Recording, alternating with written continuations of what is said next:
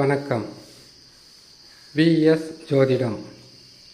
இந்த ஜோதிட சேனலில் மிதுன ராசி சனி பகவான் வக்ரம் பெறுகின்ற பலன்களை பற்றி மிதுன ராசியான உங்களுக்கு 2026 எப்படி இருக்கும் என்பதை பார்ப்பது தான் இந்த பதிவு.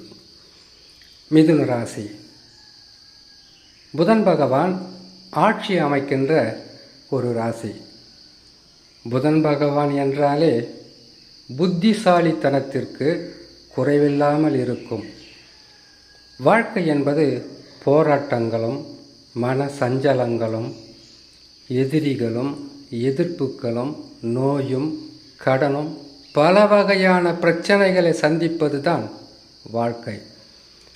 இந்த பிரச்சனைகளை அளவுக்கு அதிகமாகவே சந்தித்து வந்த மிதுன ராசிக்காரர்களுக்கு சனி பகவான் 15/7/2026 ஆங்கில மாதத்தில், தமிழ் மாதத்தில் உங்களுக்கு 31ஆம் தேதி, அதாவது வைகாசி மாதத்தில் அவர் மாற்றம் பெறுவதற்குண்டான வாய்ப்புகளை பெற்று ஆனி மாதம் 31ஆம் தேதி வக்கரகதியில் அமர்ந்து 5 மாதங்கள் என்ன பலன்களை தரப்போகிறார். 5 மாதங்கள் என்பது உங்களுக்கு மிகப்பெரிய ஒரு நற்பலன்களை தருவதற்குண்டான வாய்ப்புகள் இருக்கிறது என்று தான் சொல்ல வேண்டும். சனி பகவான் வக்ரம் என்பது அவர் இப்பொழுது இருக்கக்கூடிய மீன ராசியில், உங்கள் ராசிக்கு சனி பகவான் அமர்ந்திருப்பது 10ஆம் ராசியில்.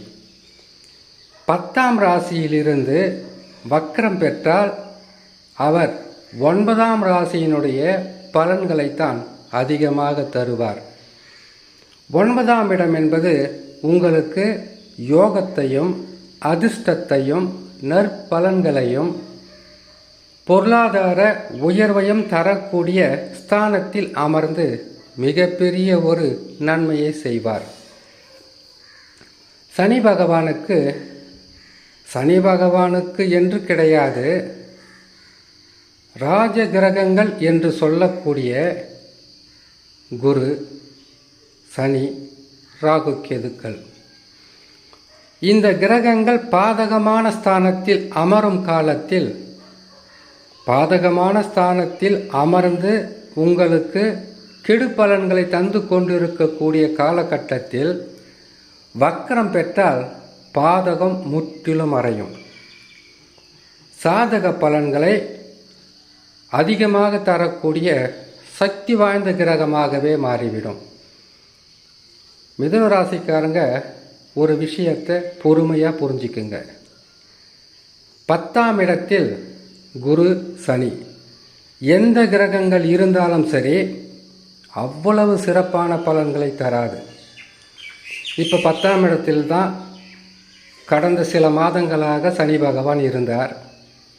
என்ன நன்மையை செய்துட்டார்? 10ஆம் இடத்தில் இருக்கும்போது ஒரு விளக்கத்தை சொல்கிறேன். நன்மைகள் நடக்கத்தான் போகுது உங்களுக்கு இதுக்கப்புறம். 10ஆம் இடத்தில் இருப்பார். அவர் 10ஆம் இடத்தில் இருக்கும்போது தொழில் ஸ்தானம் இல்லையா, தொழிலில் மிகப்பெரிய ஒரு பின்னடைவை தருவார்.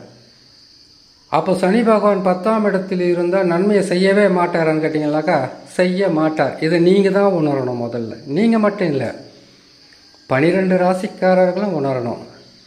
ஒரு சில மிதுன ராசிக்காரர்களுக்கு நன்மைகள் நடக்குது, 7 சனி காலத்திலும் நன்மைகள் நடக்குது, 10ஆம் இடத்தில் சனி பகவான் இருந்தாலும் நன்மைகள் நடக்குதுன்னு கேட்டிங்கனாக்கா அது அவங்களுடைய சொந்த ஜாதக பலம்.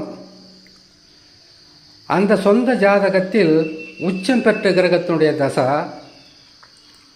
ஆட்சி பெற்ற கிரகத்தினுடைய தசா, கேந்திர திரிகோணங்களில் நட்பு சமம் பெற்ற கிரகங்களுடைய தசாவாக இருந்தால் சனி பகவான் எந்த நிலையில் வந்தாலும் பாதகத்தை செய்ய மாட்டார். அப்படி செய்தாலும் இன்று பிரச்சனை, நாளை முடிவு, இப்படி இருக்கும். அனைத்து மிதுன ராசிக்காரர்களுக்கும் ஒரே தசாவாக இருக்காத, தசாக்கள் வேறுபடும், இப்போ சனி பகவான் கெட்ட இடத்துக்கு வராரு கேட்டீங்கன்னாக்கா, சனி பகவானுக்கு ஆகாத கிரகம் பகை கிரகம் என்றால் சூரியன், சந்திரன், செவ்வாய் 6, 8 அமர்ந்த கிரகங்களுடைய தசாவாக இருந்தால் கொடுமைகள் அதிகமாக இருக்கும், கடுமைகளை அதிகமாக காட்டுவார். இது தாங்க இதுக்குள்ளே இருக்கக்கூடிய சூட்சும ரகசியம். இதை ஒரு பதிவில் நூற்றுக்கணக்கான பதிவில் நீங்கள் யோகமான நேரமாக இருக்குமா, அதிர்ஷ்டமான நேரமாக இருக்குமா, வாழ்க்கையில் எல்லோருக்குமே ஆசை தான், என்ன நோயற்ற வாழ்வு, குறைவில்லாத செல்வம், தீர்க்க ஆயுள், நல்ல உணவு, உடம்பு தேக ஆரோக்கியம், சுற்றமும் நட்பும் கடைசி வரைக்கும் நல்ல நிலையில். இது நம்மை படைத்த அந்த பிரம்மனுக்கே கிடைத்திருக்காது. ஏன்னு கேட்டிங்கன்னாக்கா, எல்லாமே ஒரே நிலையில் இருந்து விட்டால் நமக்கு எது நன்மை எது தீமைன்னு தெரியாமலே போயிடும். கஷ்டங்களை கொடுப்பது இன்னொரு முறை உங்களுக்கு அந்த கஷ்டங்களை வராமல் நீங்கள் காப்பாற்றி கொள்ள வேண்டும் என்பதற்காகத்தான் கஷ்டத்தை சனி பகவானும் சரி, குரு பகவானும் சரி, ராகு கேதுக்களும் சரி, சொந்த ஜாதகத்தில் நடக்கக்கூடிய தசாவும் சரி கொடுத்துக்கிட்டு இருக்கோம். அதிலிருந்து மீண்டு வருவதற்குண்டான வாய்ப்புகள் இப்பொழுது கிடைக்கும். அது கூட சனி பகவான் வக்கரம் பெற்ற உடனே உங்களுக்கு மிகப்பெரிய ஒரு நன்மைகள் காத்து கொண்டு இருக்கும். இது சனி பகவான் தருவது கிடையாது. சனி பகவான் கெட்ட இடத்தில் இருக்கிறார், வக்கரம் பெற்று பின்னோக்கி செல்கிறார். இந்த நேரத்தில் குரு பகவான் யோகக்காரகனாக ராசிக்கு 2 உச்சம் பெற்று அமர்ந்திருக்கிறார்.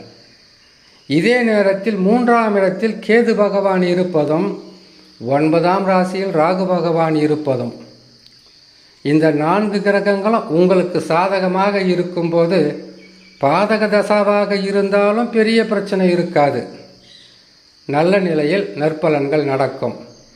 அதிர்ஷ்டங்கள் என்பது அலைமோதும். திடீர் தனலாபங்களும், நீண்ட நாளாக தடையாக இருந்த தொழில், வியாபாரம், வீடு கட்டுறது, இடம் வாங்கிறது, வீடு கட்டுவதற்கு உண்டான இடம் வாங்குவது, புதிதாக தொழில் தொடங்குவது, எதுவாக தடையாக இருந்தாலும் தடைகள் முற்றிலும் விலகும். தடையில்லாத வருமானமும் தடையில்லாத நற்பலன்களும் பெறுகின்ற ராசிகளில் மிதுன ராசியும் ஒன்று. ஆகவே இன்னொரு முக்கியமான விஷயமும் சொல்லிடுறேன். சந்தோஷமான விஷயத்தை சொல்லிவிட்டு பின்னாடியே ஒரு சோகமான விஷயத்தையும் சொல்கிறாருன்னு மனசுக்குள்ளே தப்பாக எடுக்காதீங்க. குரு பகவான் 145 நாட்கள் மட்டும்தான் நன்மையை செய்வார். அதுக்கு பிறகு அவர் 3ஆம் இடத்திற்கு மாறிவிடுவார். 3ஆம் இடம் என்பது பாதகம் இல்லை, மிக கவனமாக இருக்கணும். உங்களை காப்பாற்றிக்கணும், உங்கள் குடும்பத்தை காப்பாற்றிக்கணும், நீங்கள் செய்கிற தொழிலை காப்பாற்றிக்கணும். வருமானம் பெரிதளவாக இருந்தால் உங்களை காப்பாற்றி கொள்ள அதை சிறிது நீங்கள் உங்களுக்காக வைத்துக்கொள்வது மிகவும் நற்பலன்களாக இருக்கும் என்று சொல்லி இன்னொரு நல்ல பதிவில் உங்களை நான் சந்திக்கிறேன். நன்றி, வணக்கம்.